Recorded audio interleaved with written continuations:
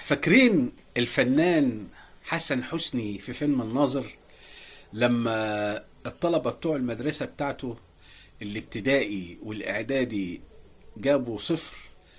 فالمدير قال له ايه ده؟ قال له يا فندم هتشوفنا في الثانوي، احنا تخصص شهادات. الموضوع ده بقى بيفكرني بمباراة امبارح بالاهلي والاتصالات. محمود الخطيب، بيبو، لما جاب اللعيبه التقيله دي قال لك انا متاكد ان انا هاخد الدوري والكاس والحاجات دي كلام فارغ.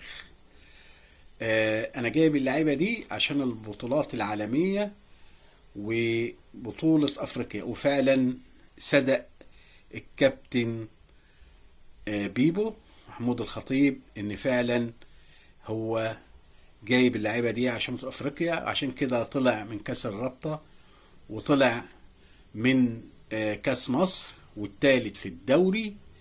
فطبعا نقدر نقول في الاخر ان الاهلي تخصص شهادات.